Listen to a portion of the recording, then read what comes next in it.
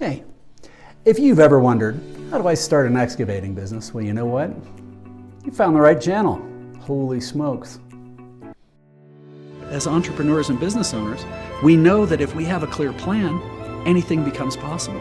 And if you can have a clear plan, a clear process to create that plan, and a way to create clarity with your partner or spouse, you can drive to amazing heights. So when it comes to starting an excavating business, a lot of different things to look at, but the reality is it's very similar to a lot of other businesses. And today we're going to go through 4 sections. We're going to talk about defining what are the motivations. Why are you choosing to do this? Second, clarifying and defining what you do. Third, how do you create an amazing team of advisors? That doesn't cost any money. And lastly, how do you build a roadmap that's going to guarantee success so you can very safely and cautiously move forward? So I've started 16 companies in my life. I've built them, bought them, sold them, and wrecked them. I have advised and worked with hundreds of leadership teams and organizations around the world. And candidly, I've worked with a few excavation companies. Excavation companies candidly fascinate me because they're not very sexy, sorry. They are for the people who drive them, but for most people, they don't have a lot of the quote unquote cocktail party value appeal. But your margins are usually pretty strong. So when we talk about this, let's just start about whenever you're starting a business though. Ideally, what I'm going to suggest is that you step back and think about what are your motivations? Why are you choosing to do this? Now, if you're doing it because you know that guy I work for at the office, man, that guy is just such an SOB and I hate my foreman. Okay, maybe that's the right motivations, but maybe it isn't. Maybe it just means that you've got a bad job and you should go work someplace else. You're working for a shitty boss. That happens. But when it comes to actually starting your own business, it's going to be a little bit bigger deal than you think, and there's a lot of pieces in there. Now, if you're doing this, well, that person makes me, fill out my paperwork and I have to do this other stuff, and I say, well, you know what?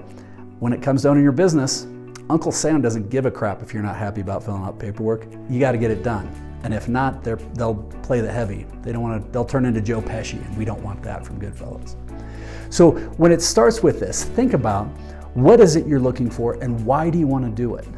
Because if you're okay from an excavating standpoint, if you're okay with understanding that you're gonna be an owner, but a lot of times owner, especially when it comes to equipment, means debt, and that you may have to sign your life away to get a certain piece of equipment, or are you gonna just be an operator for hire? That usually doesn't go over very well because of the expenses. But there's a bunch of different steps, but I want you to clearly define why are you choosing to do this and what does an amazing life look like? Now, if you decide, you know what, I'm a great operator, and if I had a right dozer or I had the right skid steer, whatever it is, if I had the right 2 or 3 pieces of equipment, and you could be a contractor with people and be a heavy hitter that comes in and get a lot of money, and you can work on a flexible basis, but it allows you to take 2 months off a year in the winter and go fishing down in the Keys, right on. If that's what it is, but define what are those things. If you decide I want to make sure I hit every one of my son's Little League games, cool. If it's I want to make sure I'm home for dinner every time by 5 o'clock so I can be with my family. Or I want, but helping define those. And there's a tool that I've created that can help with this. It's called it's called the balance wheel. And you can find this at theaspiringsolopreneur.com. And it'll help you can go and connect to that. And it'll give you 6 minutes, gives you immediate results, and it'll help you define where you are now. And if you can visually look at this and say, okay, if I had the perfect business, I could wave a magic wand, a year from now, what would it look like for my relationships with your partner or spouse, your family, your kids, or your friends? What would my health look like from a physical, spiritual, mental perspective? What are those things? And what does the money look like? Because you can make more money, I guarantee it. But making sure that you start with, hey, these are the motivations on why I want to do this. And then if you do have a partner, make sure you discuss these motivations and are clear with them on that. Because the reality is, when you're starting out, unless you happen to be independently wealthy, you're going to have to likely personally sign for any equipment you want to buy or even lease. And that means that you may end up having to put a house on the line, or a lot of personal debt could potentially be associated with the business. You can write that debt off, But there's ways you can do this, and I'm not giving legal advice here, but understanding that it has ramifications, it has impact in other ways that you really, really need to be cautious and careful with. So making sure that your partner is there and go, yeah, okay, honey, I get it, I'm in. I'm your champion. I'm going to be the one that helps kick you out of bed every morning at 5 to make sure you're doing what you say you're going to do, following through. Because the last thing you want is to create a saboteur where like, oh, I knew that was happening. Oh God, I'm worried. There's a big difference between having a champion versus a saboteur. So that's sort of the initial motivations, but clearly defining that is going to help you start with the end of mind of where you want to be. And that'll help clarify the type of business you may want to get into. Now, the next thing after you've defined your motivation is to define what you do. And I like to steal from and paraphrase from the old hippie singer in the 60s named Jerry Garcia, who came out and said, you know what? The goal isn't to be the best at what you do, or the goal isn't to be the best at what you do. The goal is to be the only one who does what you do. So I happen to know somebody, I live 10,000 feet in Colorado. I used to know somebody who was exceptional. He was an exceptional operator. And he could go in and he could take big boulders and he could stack them in ways that nobody else would do, that nobody else could. To where like they actually would build big boulder fireplaces. Or they would do unique landscaping that nobody else could do because he had the skills to do that.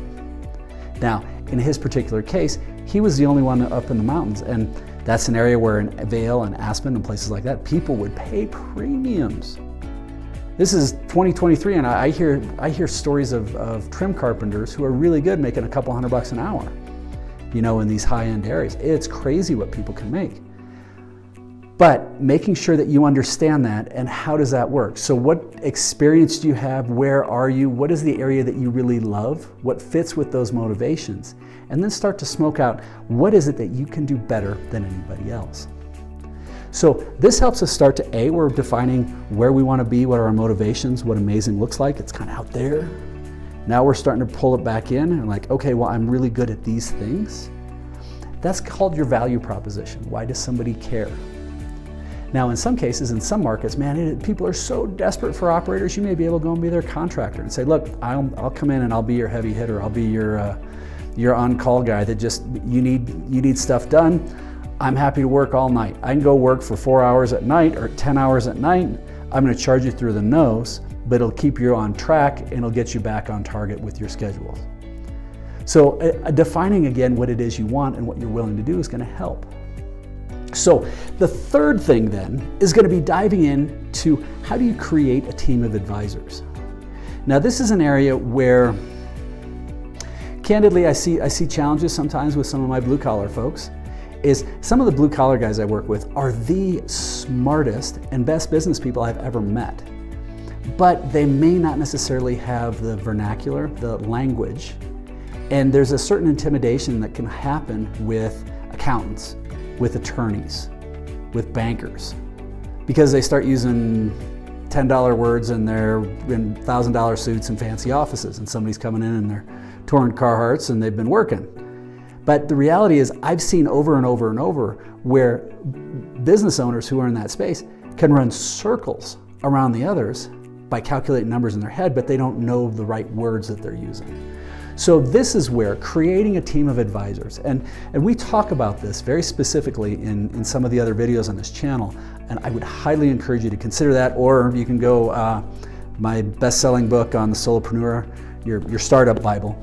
But it helps you to ask what are the right questions. And remember this, the most important and the smartest question anybody can say is like, dude, I don't understand what that means.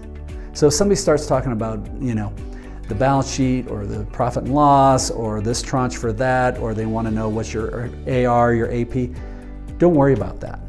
It's just fancy words for other stuff. So when you're looking for a team of advisors and you sit down with a great small business accountant, you say, okay, no, stop, help me understand, what does that word mean? What is that like? And you'd be like, oh, that's the money people owe me. Okay, yeah, that's your AR, that's your account receivable. And your AP, yeah, that's what I got to pay. That's what I owe out. Yep, that's all it is.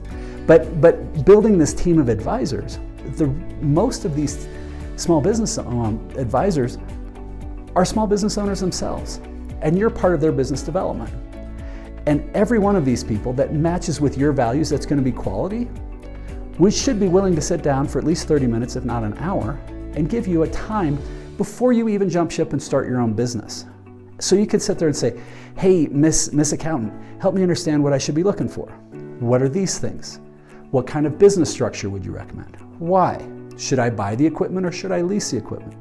You know, and you can ask, because there's pros and cons on all these things. And a great business accountant is going to be like, fantastic, let me help you with this. This is great. Just as if somebody came to you and said, do you know how to do this grading work over on this site? You'd be like, well, yeah, of course. And you could look at a set of prints and you know what all those words mean. They're not going to do it. They're going to hire you to do it. In the same respect, you need to hire people who can help you with this. I usually suggest starting with an accountant, but again, in the book, we talk about, and in the course, we talk about exactly what are the questions you ask, how do you start these people, and who are these people. So you usually suggest your team of advisors should be an accountant, an attorney that's going to help you with structure and contracts, a banker, even if you're not borrowing money or if you are borrowing, but helping understand what that is. Insurance is going to be important, could include marketing. There's a variety of different things, but defining what that team of advisors is. And remember, you haven't jumped ship yet. You're just exploring. It has never been easier to explore and start a new business. You can do all of this very, very safely with virtually no money, educating yourself and figuring out, is this going to be something that's good? Now, you can also, when you have the right team of advisors, they're going to give you introductions to other people. And there's ways when we're defining what we do, how you can go out and talk to other companies, other people, potential contractors, people you can work with that may even say, hey, God, yeah, man, if you're available, we'd love to have you and we'll give you 20 hours a week. Now, is that 100% what you need? No, but maybe it's enough for you to get started. So it helps you create this. And that's the very last point, is the idea of how do we build an amazing roadmap? And what a roadmap is going to do is the roadmap is going to actually help you. It's going to define you for you. It's going to be your action plan all the way through. And it's going to be places where you can fill in all these questions. What does the insurance guy say? Boom, boom, boom. Okay, well, what do I need? Why? What did the accountant say? Boom, boom, boom, boom, boom. Okay, great. What are these things? Who else should I talk to? What else should I be asking? And it creates this whole process to where when you decide you're finally ready to pull the trigger, you're ready to go, you are going to know, no questions asked, baby, this is going to work. And when you do that, then you can step very confidently and know that this is a no-brainer and it's the right business for you. So if you have interest in this, again, we have it on the book, but we also have an entire course, self-paced, online, loaded with videos. It's on our Kajabi. That's the platform that it's on. You can find this at theaspiringsolopreneur.com. But we'd love for you to check out some of the other videos and subscribe to this channel. If you have questions or comments, man, please don't be afraid of leaving them in the bottom or reaching out. You got this. Keep smiling.